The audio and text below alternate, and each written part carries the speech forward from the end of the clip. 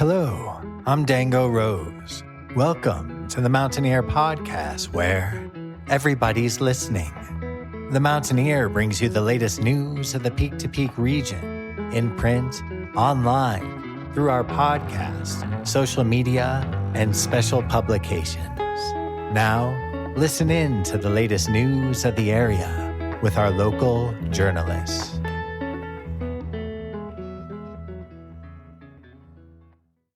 Hello, everybody. My name is Jamie Lammers, and welcome to the Mountaineer Podcast.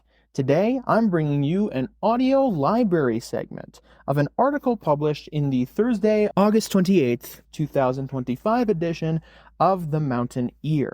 That article is The Mines, Part 1, Caribou and Cross from 1870 to 1970. Today, I will not be reading the article, though. Instead, the article will be read by its author, Christopher Kelley, who I am very excited to finally have on the podcast. Before we get into Christopher's article, our preliminary announcements. If you haven't subscribed to the Mountaineer and you want to support local news from peak to peak, then be sure to head to the mtnear.com and click on the subscribe button in the top right corner of our homepage. From there, you'll get full access to our digital archives and scanned copies of our physical newspaper. You can also choose to send a physical subscription to your mailbox or to the mailbox of someone that you love. If you're interested in being involved in the newspaper and or the podcast in any way, shape, or form, be sure to email our editor-in-chief, Barbara Hardt, at info@themountaineer.com, myself at media@themountaineer.com, or our advertising department at frontdesk@themountaineer.com. You can also find our advertising packages by going to the mtnear.com/advertise. And finally, our top story today, brought to you by Brittany Wagner. Our top story today comes from Christopher Kelley, Nederland Jazz and Wine Festival 2025. It's that time of year again when lovers of fine wine and smooth jazz come to Chipeta Park, wearing their biggest sun hats, donning their brightest polos, ready to saunter from booth to booth for a tasting here, a sample there, all under the sizzling sun for one of the last hurrahs of the summer season. Eclectic vendors please festival goers with a wide range of innovative and pleasure-inducing products. Local favorites like Augustina's Winery, Busey Brews, and Gold Dirt Distillery represented the Peak to Peak area. You can read the full story in this week's Mountaineer or at themountaineer.com. All right, now let's get into today's audio library segment, The Mines Part 1, Caribou and Cross from 1870 to 1970. Written and read by Christopher Kelley. Generations and generations have argued about Nederland's identity. The small mountain town has been classified as a quirky hippie town and the once home of a vibrant music scene. It has been called Middle Boulder, a tourist hub, an entryway to countless outdoor adventures no matter what direction you go on the Peak-to-Peak Highway. Until recently, the town of Nederland has struggled to pinpoint what it wants to be, as major municipal projects sometimes highlight a split in the community, with opinions, concerns, and emotions teetering between classifying Nederland as a lively tourist town or as a sleepy bedroom community. Whether the town's board of trustees are analyzing water rights expansion, annexation considerations, the leasing of town-owned land for childcare, affordable housing initiatives, or downtown redevelopment, Nederland's identity is always an underlying factor. Identity is of so much importance that the BOT even hired a branding and marketing firm to define it. Over months of engaging with the community, meeting with stakeholders, and filtering keyword and swatch selecting exercises into design elements, the result was a logo, color scheme, and a collection of unique department headings for the town to use on its official notices, its website, and on its grant applications. During the very public process, at no point were the identities of Ski Town or Mining Town considered as options, even though both identities are the most true, for what Nederland is and could become, and for what it always was. Mining equipment can be found rusting proudly on Nederland street corners. The site of the old Wolf Tongue Mill can still be seen as your eyes follow the creek through the middle of town, and many of its historic structures carry tales from one or many of the mining eras, including the Covered Wagon, Sweet Sue's, Crosscut, and Town Hall. As you drive into town, chances are the first things you notice that are distinctly Nederland are either the 100-year-old Bucharest Model 50B steam shovel or the stone facade of the Nederland Mining Museum. But despite this, Those who come through town, regardless of the length of their stay, sometimes fail to realize that Nederland not only was a mining town, but in many ways, apart from the mild embracing of its history, still is a mining town.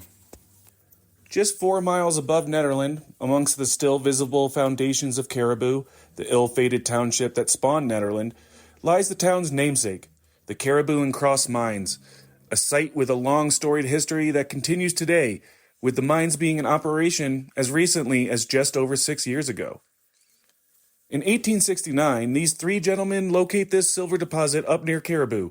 They try to keep it secret for the first year, but word gets out, Donald Maloney said in an interview with the Mountaineer, speaking about Samuel Conger, William Martin, and George Lytle, and their discovery that is still relevant over 150 years later. Maloney is a geologist who works with Boulder County Parks and Open Space in their Education and Outreach Department in the Cultural History Program. Maloney not only manages the Nederland Mining Museum, he has first-hand experience with the subject matter, having worked at the Cache Mine in Gold Hill 19 years ago. The Caribou deposit was unusually rich, Maloney explained. It was so uniquely concentrated in favorable chemicals and a weathering environment that it was worth more in silver than in gold.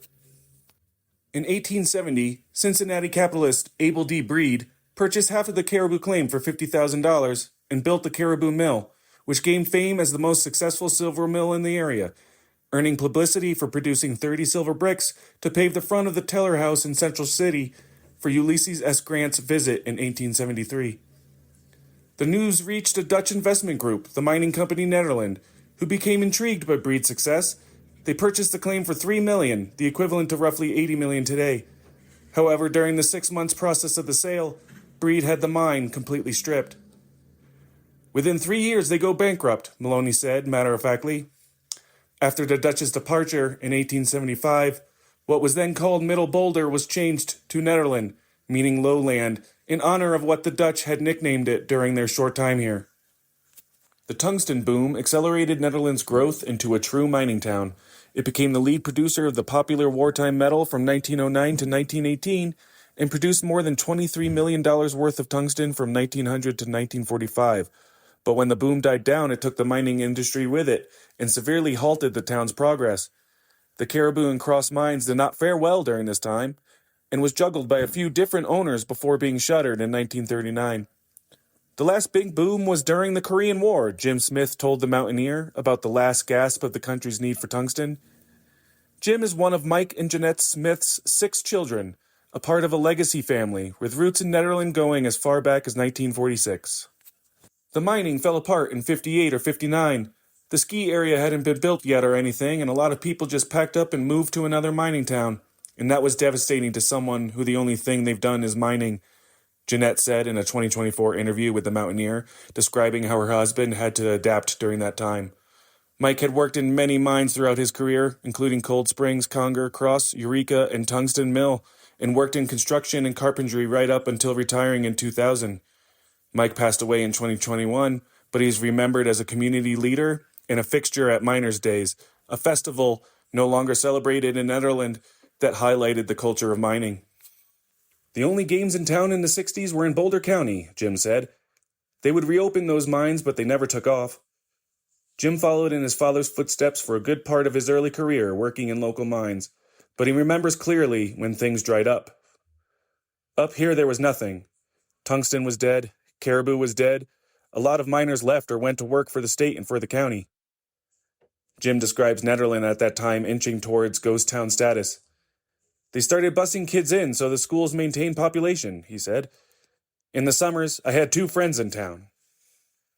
Of this time of transition and uncertainty, when Nederland had lost the industry that birthed it, and before the ski area brought in a new era of tourism, Jeanette distinctly remembers one unforeseen factor to the town's difficulties: the hippies. Our hippie era was just hellacious, Jeanette stated bluntly. In the midst of the town suffering through its hippie era, it took a visionary to try and reignite the spark of industry back in Nederland. That visionary was Tom Hendricks, a trusted local, a guardian of nature, born to be a miner and a leader. There are stories of Hendricks as young as 4 years old, searching for gold in Cripple Creek, Ouray, and Colorado Springs, where he grew up. At age 11, he was working for his father in his limestone mines on Rampart Range in Colorado Springs. By age 18, he was mining for gold in Cripple Creek's Ajax mine for the Golden Cycle Mining Corporation. Reportedly, Hendricks had even written in his high school yearbook that he would one day own and operate his own gold mine.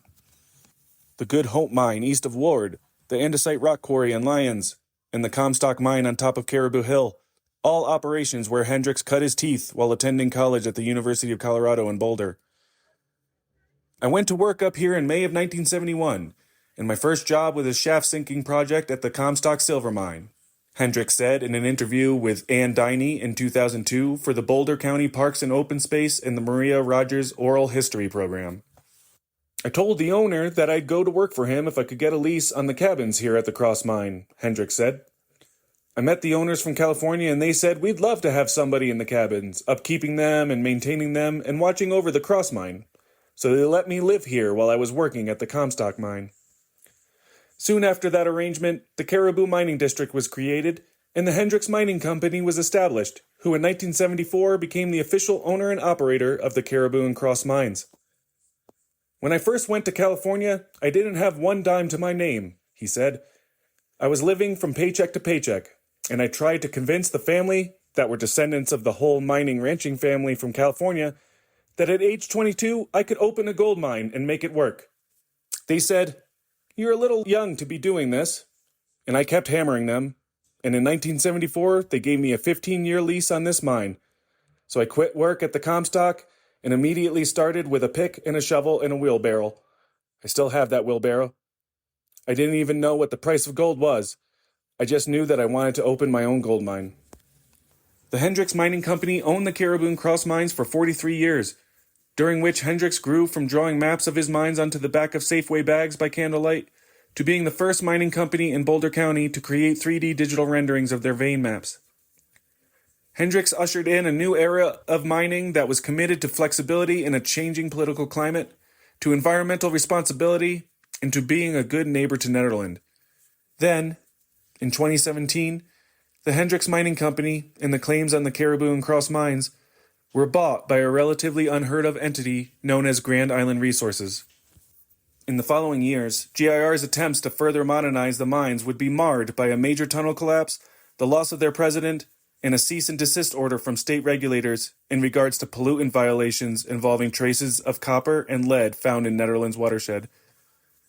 The accusations levied against the company about the risk to the city of Boulder's drinking water resulted in the town of Nederland, its mayor, town administrator, and BOT being threatened with a $5 million lawsuit for libel and slander, setting an unfortunate precedent for communications between the two entities that is still a factor today. A correction given after the article's publication states that Grand Island Resources threatened to sue the town of Nederland with a $500 million lawsuit, not a $5 million lawsuit. Thank you so much, Christopher, for reading that article for this segment of the Mountaineer Podcast. I am so thrilled to finally have you on the podcast. Our next audio library segment will bring him back for part 2. In the meantime, if you want to share this episode or others around with whoever you see fit, then be sure to head to the mtnear.com and scroll near to the bottom of our homepage, or head to the mtnearpodcast.buzzsprout.com, our podcast's main hub, to see a full archive of all of our episodes. Again, if you're interested in being involved, be sure to reach out to info@themountaineer.com, media@themountaineer.com, or frontdesk@themountaineer.com, and we'll get something sorted for you.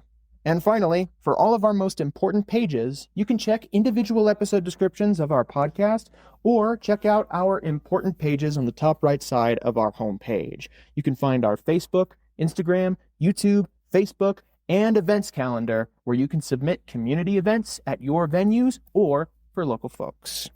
I'll see you guys very soon for another episode of the Mountaineer Podcast. Have a great rest of your day. And that's it for our show. Subscribe online to get more access to more news, weekly updates to our community calendar, and a link to our YouTube channel by visiting themountaineer.com. Be sure to use the coupon code PODCAST when subscribing for a 10% discount, only available to our listeners. If you are in the local Peak to Peak area, be sure to pick up a print edition of The Mountaineer at a local business. I'm Dango Rose. Thank you for listening.